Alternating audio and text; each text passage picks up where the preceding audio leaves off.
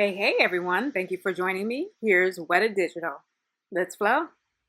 I loved how they were all pulling together out there.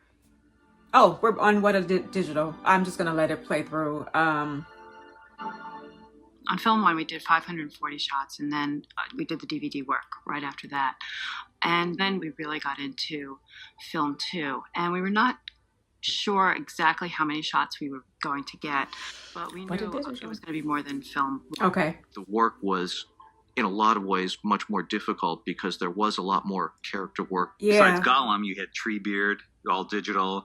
You had Helm's Deep, 99% digital. I take a look at the script, the breakdown, and I do my own breakdown, and I come up with 791 shots. Oh my God. And I'm counting the months. I'm going, oh my God, is this, can we Right, okay. And obviously I know the answer has to be yes. Between the Fellowship of the Ring and the Two Towers, Can we even doubled the number pull of this artists, off? Like, tripled the amount of storage, and we quadrupled the processing power. oh my God. We heard it rumbling from a distance. Quadrupled So the we knew this was processing gonna be a power. monster. It is a Basically, monster, yeah. a line of Sherman tanks bearing down on you, and we realized that we had to prepare for it. I mean, literally the way that they're approaching the trilogy, like making this movie, is like going into battle. The movie because of a painting that John Howe did. It's something that you don't really think about when you read the book, but this painting suddenly, whoa, this is amazing, we've got to put this in the film. There was a serious idea at one time that we would follow the whole process of falling through beneath the roots of the mountain into this great lake. The Balrog would sort of launch out of the water and the fire would all be extinguished. We ultimately just cut it out because it was sort of for budgetary reasons, really. I seem to remember it was just going to take a lot of effort to create the slime Balrog for what was only going to amount to a very few shots in the film. We did a large collection of motion tests at the beginning with some simple chasms to try and figure out what speed the Balrog should be falling at, Gandalf should be falling at, and I think Peter's general comment was faster, faster, faster. A lot of it is not to realistically depict what the Balrog's doing. It's to give you that extra rush. Yeah, and it was thrilling. What a He rush. actually travels 5 kilometers just in a single shot. We decided at one Everything point, was just other than moving the so close-ups, fast. to go to a digital character on Gandalf. So Oh, look at it. as he's crawling over and flying, you can actually grab rather than just sort of sitting on the blue screen totem pole. And what a sight to see, because I was not It'd ready. be really great to be falling I'd never down seen this anything like chasm it. and have it basically open up, and then you just come back to this wide shot and just see this speck sort of floating down. Yeah, it felt like Gandalf was battling hell itself, like, the physical manifestation of hell in the form of the Balrog. It was fantastic. Create the roof of the cavern. Visually, it is so exciting, and I think that has to be one of the most powerful openings for a movie. It goes so far beyond that little picture I did that there's practically no relationship between the two anymore. I didn't think about that, but look at this. And with the fire and just Gandalf just holding his own, just doing his thing, and that was just brilliant. One of the really worrying shots that was turned over to us for film 2 was the shot of Legolas leaping up onto the horse at the start of the Wagatek sequence. Yeah, that was crazy. Because at first we just couldn't see how it could possibly work. I'd love to say that shot was very carefully planned and it was the way it was supposed to be. Yeah. It was actually arrived at by total happenstance. Total fluke. Yeah. Apparently what happened that day is Orlando broke his rib falling off a horse. Right. We had rehearsed something for that leap up onto the horse. We'd rehearsed we'd rehearsed a moment for that, but we hadn't but because of the injury I wasn't able to shoot it. So I just literally did this. Oh, okay. The turnovers that we have with Peter are quite funny to see, actually. We sit in a room and he tries to see how many drop jaws he can get out of one of these turnovers, because he'll sort of present these shots and just say, oh, here's just a little shot where we just need to add Legolas jumping onto this horse. Yeah. That was a good scene, though. Look at each other, They pulled it off. What does he mean? He said, "Okay, this seamless. really needs to be like a Russian circus performer. Yeah. This just needs to be something really dramatic. Right. Someone who knows that animal and can just fly up on top of it." And so, of course, what we do is, we do a quick transition on the turn from the real Legolas to a digital double. Oh! And it's the combination of that transition working well with the fact that the animation completely worked. What in the that world? has made that shot very successful. People just don't even know how it was done. Thank you for showing me. That is fantastic. Post-production on the Two Towers, I had this Wow. kind of battle scene. That looks so real. It didn't look digital at all. Amount to anything other than empty plates. Looked like he actually did There that. basically was these plates of Rohan just running through the battlefield, sort of Monty Python, waving their swords, and horses sort of galloping from one side to another, hacking at nothing. I chopped together bits of these background plates in a way in which I thought it would make for a busy kind of fight. I then spent a lot of time with the animators at Weta, and we tried to figure out, okay, if this is a shot of these horses doing this, what could the wargs actually be doing? We were piecemealing it together, really, at that point.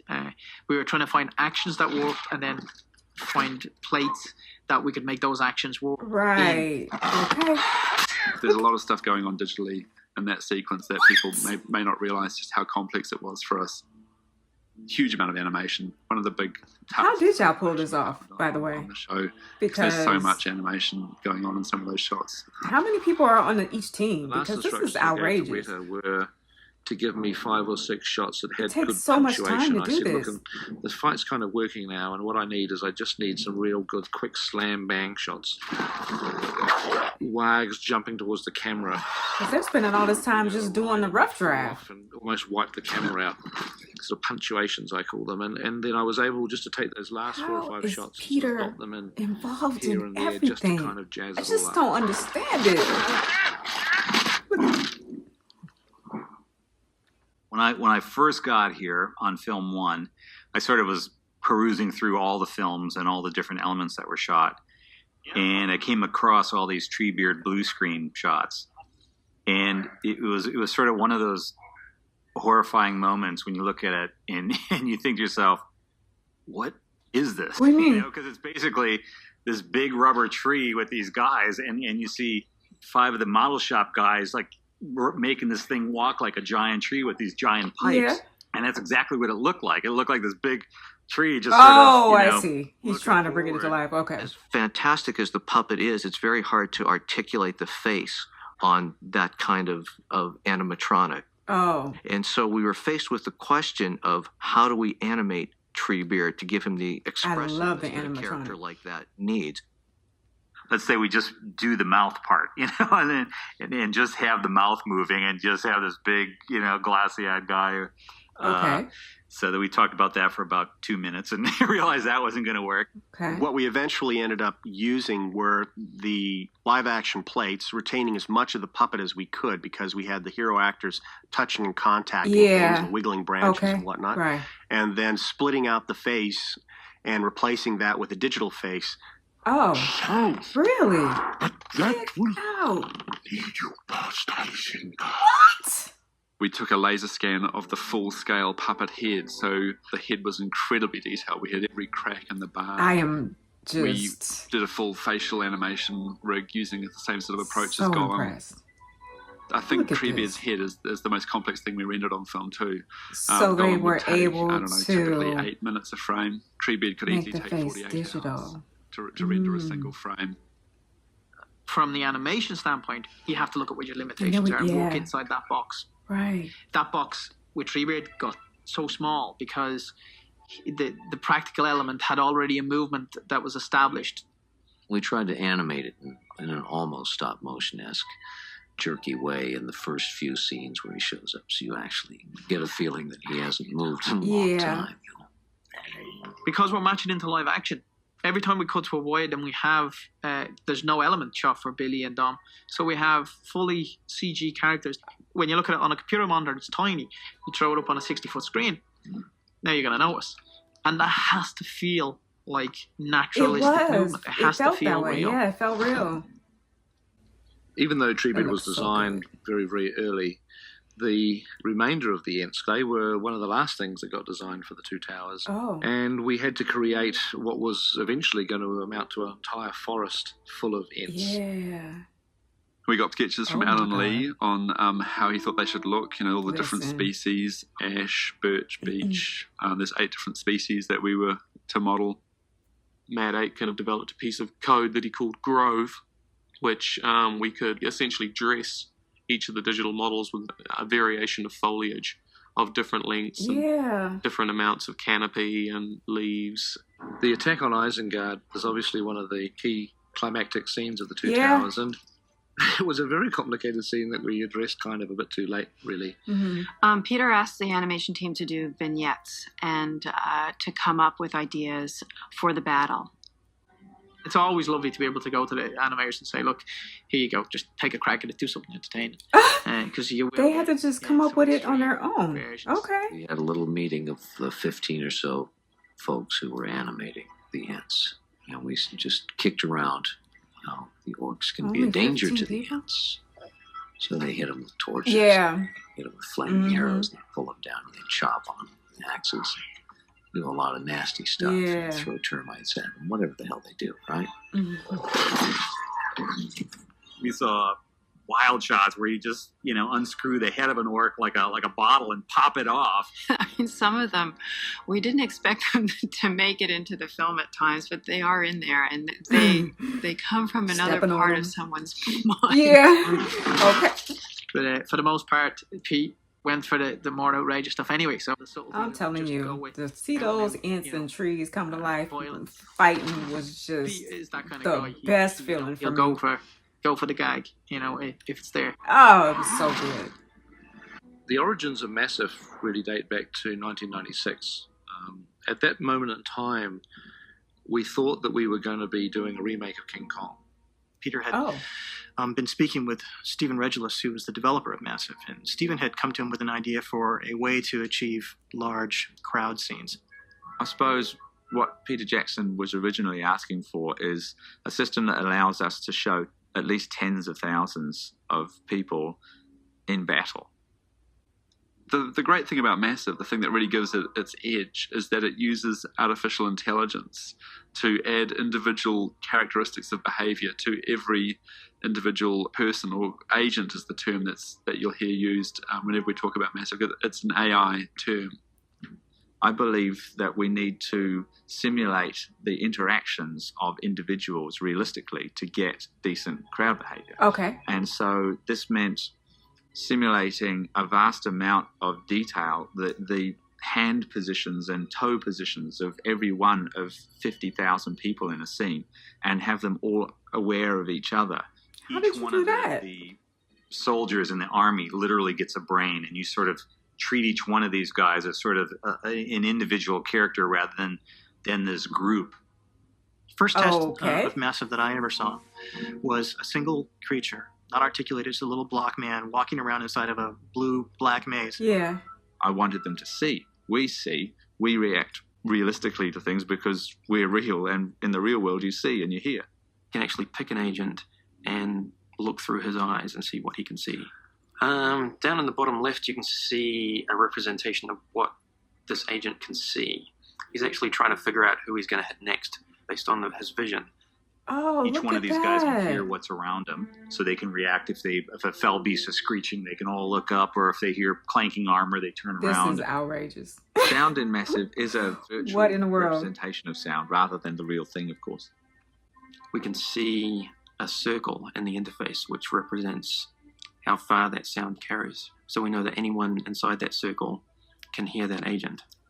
They will send messages not unlike, I am attacking you high, in hopes that the creature that's responding does, well, I'm blocking you high then.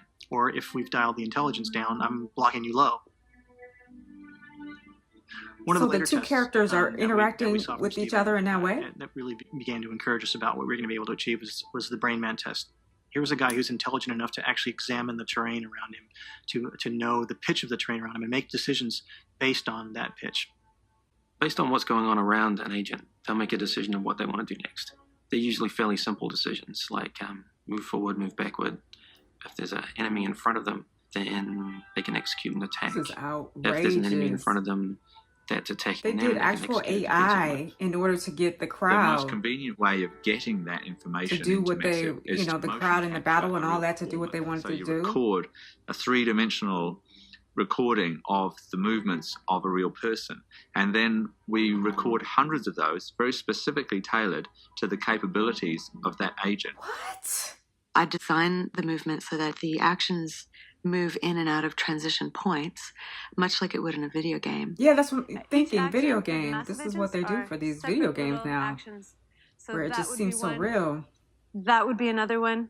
Once he's in the simulation and he's doing it all together, it would then become something like this.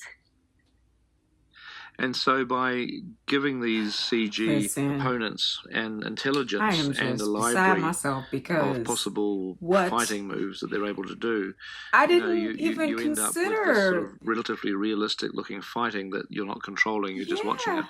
And then you're able to multiply that, 10, 20, 30,000 different guys. right. In our first battle test with Massive, we had 1,000 silver guys against 1,000 golden guys. And there was a little bit of a surprise in store for us when we played it back, and we saw at the back there was some little guys in the distance running for the hills. And it was at that point that we thought we had written a genuinely intelligent program, because there was a few of them that thought, bugger this, I'm Oh my heading out of goodness. here, and they were kind of like fled the battlefield.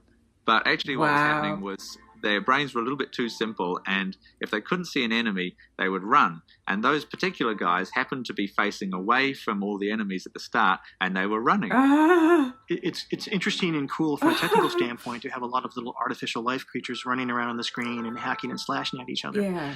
But if you were, for instance, Peter Jackson on a set with 60,000 extras, you wouldn't really expect to walk onto the set and put them all on a hillside and say, okay, fight, and expect to get compelling action. You'd actually need to be able to direct. Yeah, you do. You need some obviously type have of to have some way of choreography. influencing Yeah. what they do. Mhm. And so we've got a number of tools available to us. So we've got this texture map I just cannot even and blue down the other side. believe that they are showing us all of this. It They feels start like running top on secret too much information. green, Like, they'll turn a little bit. what in the world? Like AI battles? On some blue, they'll start to turn to the left. The big thing about Massive is that we don't want any two guys to ever look the same, Oh. even though they might all be wearing the same clothes. Oh. John Allett actually developed Orc Builder, which is a Do tool you see what I'm saying? That like allows you to see how the we're guy's not going to look. know that We have a bunch that of they're looking the variables same that because we're it's specifying moving for so fast. and leg length and arm length. And basically the Massive system generates those values randomly for each guy. There's a shot here of some Uruk-hai who all look the same, and that's what we would get if there was no variation built into the agents. Okay. In the second shot, we look can at see that. that the agents all look Oh different. They all have my. a unique look about them, Yeah. and they're all different proportions. Yeah. At the very beginning, the concept was that the Massive controlled soldiers would really be just the background soldiers, that you'd always be using, 100 or 200 extras, real, stuntmen in the front, Yeah. and then putting all these guys kind of way in the distance. Some of the massive tasks that we looked at that were going to be the most difficult were some battle scenes where we had to get the camera right in with the Uruks, and they had to come really close to camera. This is the first time we had full frame massive, a massive guy filling the full screen, which they were never ever supposed to do. Oh. If you get believable motion on those guys in the foreground, then you've sold the audience on a lot of the shot. Yeah. You sold me.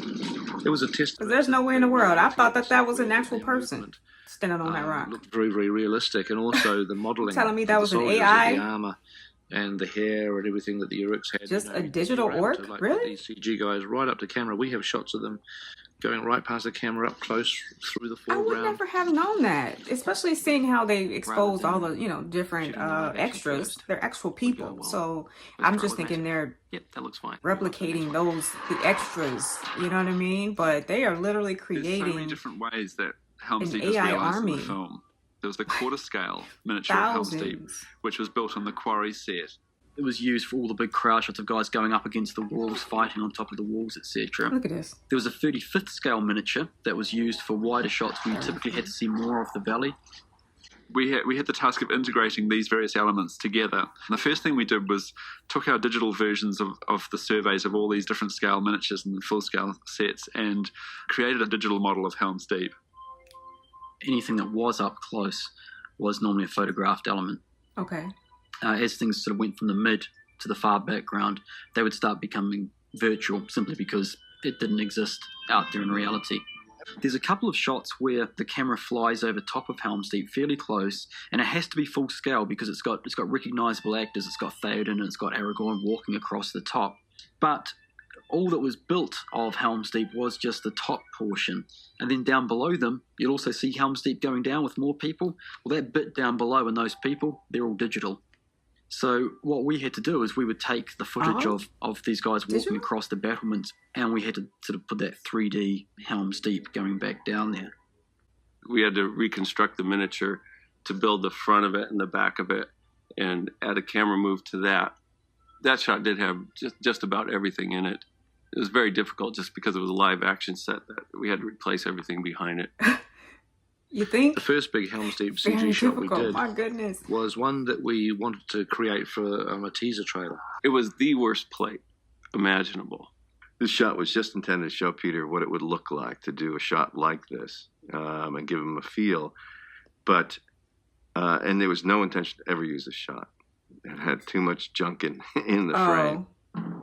So I took that to Weta and I said, listen, is there any way that we could actually use this piece of film and paint the guy out so that he's not pushing the ladder up anymore? Oh, by the way, that big hole in the wall shouldn't be there, so can we kind of like patch up that hole? Are you kidding? And then can we So they could use this way? Now, so they sort of looked at me, I think, like I was mad, because I said, we need this in 3 or 4 weeks. All our worst nightmares had just been given to us in this one shot. Effectively, they had to basically repaste everything in that shot except the camera move. We ended up just painting piece by piece each section of the camera move. I don't even putting know those pieces into the model. What that means. Like, how could you, why didn't you just start over? We figured out that shot and just developed the whole process for Helm's Deep, basically. I remember picking up the phone one morning and just saying to Weta, listen, I know you're going to kill me, you're going to hate me for this, but I really, really need another 6 or 7 big Helm's Deep shots. I'm sure they called me names. Okay, 6 or 7. When I hung up, but Peter, they produced, the most spectacular shots of Helm's Deep that are probably the most memorable shots were actually done at a real rush in that last 6 or 7 weeks. Everything was done in like crunch time. Like Helm's Deep was a battle to do. It's so impressive the amount of pressure that they were under, and they were able to over-deliver. If you stop and look at it logistically on paper, it was a huge sequence. I cannot think of a battle scene or a sequence in any film I have ever seen, either before or since, that sort of matches the scope of it. Yeah. I'm proud of what other people did on Helm's Deep. Massive. You have this large siege I'm proud of them going too. up this miniature, and how do you make that look real with CG characters and a model? And they pull it off. They pulled it off. It's phenomenal. They sure did. We ended up in London. We should have been there for about 4 or 5 weeks, but we ended up staying in London for about 12 weeks. I knew that I had to set up a way to keep the communication between London and New Zealand so that Peter could have an input on the visual effects which were going on at the same time. We constructed a high-speed, secure link to London, and we could send all this data overnight. It would be there. We could do a video conference with Peter. They would be sending the images down the net, over the sort of internet, or what's called the fat pipe. I don't quite know what the fat pipe is. It sounds quite helpful. It sounds like somebody sort of driving in a little car down a big pipe to deliver these shots, but I think it's something to do with the internet. Here we have this high-speed, high-bandwidth connection taking us all over the world. Yeah. But it stops like a mile short of Peter's house. What do you mean? Because they couldn't get that last fiber connection. Are you kidding? From where it landed and where we needed it to go. We had Apple iPods, which are in effect just small hard drives, and we would take them to our point of connection at Pinewood Studios, and we'd copy the data onto these so many iPods or obstacles. hard drives and put them in our pocket and drive or walk down the road or wherever. And one morning I was walking along, I had an iPod in my pocket, and just on this occasion I had the whole movie on on the iPod. And he started to get like followed by these thugs. These two big guys coming the other direction saw me and turned around and started following me. They were going to do him over, and he was carrying the Weta images for the two towers kind of like in his jacket. And fortunately, he's very fit, so he started to walk faster. They started to walk faster, and I broke into a run, and they started chasing me down the street. And What? he ended up sprinting about 5 blocks, and he was just sprinting through London streets at dawn with our images, and he with our movie bursting into the door, just the hotel, kind of panting and sweating. How dare you? Saved the Weta images from the London underworld. Of the London underworld. I'm trying to tell you. Can you imagine if that had gotten into their hands? I am just done. What in the world? Having the director gone while he was in London, I mean, it actually. I guess everybody has to go through this kind of stuff, like just obstacle after obstacle after obstacle, in order to get your passion project to come to fruition. They were about to jack him for our movie. I'd be happy to do it again. I cannot. We estimated that it was about 73 minutes of effects. Too good. I mean, it's almost a complete film with the amount of work, the effects that we did. There was a point where you would be so beaten down, you could not take one more shot, and then he'd add about 20 more shots. It was one of those things. Peter often thinks that it's hilarious when he turns these incredibly difficult shots over to us. I've been there. He thinks it's hilarious. And he's almost said gleefully, I think this shot's going to take you guys a long time to do. This is going to be a really tough one. So he relishes in the challenge that he's giving us. To me, that's one of the definitions of a pioneer is this crazy guy who says, let's go over there. And it was like, well, we don't want to go over there. It's nice delusional and audacious. Stay here and do nice, safe stuff. And he goes, no, come on, we're going. And he forces everyone to come along. And then once you get there, it's like, oh yeah, this is much better here. Even now, yeah. To understand more. Thank goodness, Peter. 3 is going to be, and just what sort of things are going to be expected from Weta. Yeah. But Weta will be able to do it. We always have been able to in the past. Yeah. It's always been difficult to convince people that we can, and yet Weta somehow always pulled through and was able to accomplish what was necessary to get the job done. Oh, that was so wonderful. Just wonderful, wonderful, wonderful, wonderful. Is that it? These things they go too fast. Like that was a short video, and I could have watched so much more. I think the bigger church feels like it was shorter this time around than the Fellowship of the Ring one. And the Weta Digital fell shorter too. So I feel like I was gypped a little bit. But I could watch it like I've said, just all day long. Just in more, please. More footage, please. More clips, please. Everything. Like anything. Just stories, you know what I'm saying, about just the people in the background, what they're going through. Because I love the story of the man who had our movie on his Apple iPod, and he was about to get jacked for the iPod, which had the movie on it. I don't know if those people knew. They just wanted to get his stuff, but they would have had access to, what did they say, the clips and stuff from Helm's Deep, and I just cannot. Just, they don't even have to tell us all of this stuff that they're telling us, but they are just giving us everything. The fact that the Helm's Deep army, that they put so much time into making the AI be so different, right? Because I would not have noticed it just because everything was moving so fast. But when they slowed it down in that way, you could really see the difference between like the group Hive Mind that would have just been the basic like replicating of each particular soldier, as opposed to actually the AI effect coming in to where they move differently and they look different, and and they responded differently, and the characters were actually thinking just like in like a video game. And so I just thought that was genius. And they went in depth in it in a way that I was like, you're revealing a top secret information at this point. And I feel like that was just, they were light years ahead of the game back then, right? This is 1998.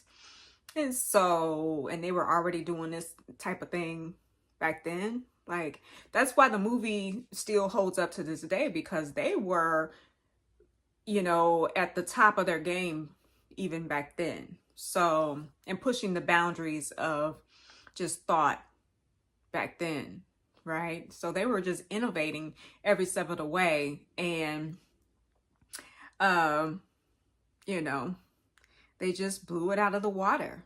Like, really, they blew us all away. They even blew themselves away, because at some point, many times they'll even toot their own horn, just because it's like, I can't believe we actually pulled that off. You know, I feel like these behind the scenes is just really showing us that the making of The Lord of the Rings was literally, not figuratively, but literally a Mission Impossible. You ever see that movie where it's like, you have to do this and this and this and this and this, you got 30 seconds, go. And it's like, they literally rose to the challenge every single time. I was pleasantly surprised actually to hear that this whole Isengard battle scene, like when I was watching The Two Towers and I saw the Isengard battle, I was like, this is the best thing I've ever seen in my life. This is the best battle I've ever seen in my life. Of course, many people left a comment. You can't resist, like, wait till Return of the King. But in that moment, when I was watching Two Towers, that Isengard scene was like the best thing ever. Like, it blew me away. And you know, it was so impressive, and it felt like they would have taken so much time to really think it through from beginning to end, just the way that it was executed on screen. But to find out that they were, you know, it was crunch time, and they had literally dismissed it in favor of other scenes and shots and all of that stuff, that it was like, okay, we really do have to like put something together, you guys. I was outdone. Like, that was a really pleasant surprise, because it was phenomenal. So they work well under pressure, right? Like, needless to say, they work well under pressure, because they were under pressure for so many different things. And every time somehow they managed to not only rise to the occasion of the challenge, but to like soar above it. Like, this is why it's considered a miracle, right? This is why they won so many awards. And I feel like it should be required to watch the behind the scenes, just so you could see what it took for this masterpiece to be created, because, you know, it just adds so much depth to the movie itself, right? So much depth, so much meaning, so much, because you can feel the blood, sweat, and tears that were in fear, and just like everything that they had to go through in order to make this happen for us. I feel so much appreciation, so much appreciation to them. Like, I can't even wait to start watching the movies again. I keep saying that, but it's like each movie, because I'm going to watch the extended versions, is like 4 hours long. So it's like I have to find that type of time in order to do that, as well as I'm doing these behind the scenes, and then you know, editing. Like, right now I'm editing The Expanse for YouTube, so it's just a lot of extra time that I need to find in order to get it all done, but I will. But oh, it's so good. I have to say, this is so thoroughly entertaining. I was like, couldn't wait to get home in order to film this particular videos for you guys. So yeah, this is the fun part. Now begins the editing. But thank you so much for joining me. And pretty soon I'm going to be getting into The Return of the King. So I'm excited to see that, of course. And I will see you guys next time, okay? All right, until next time, let's flow.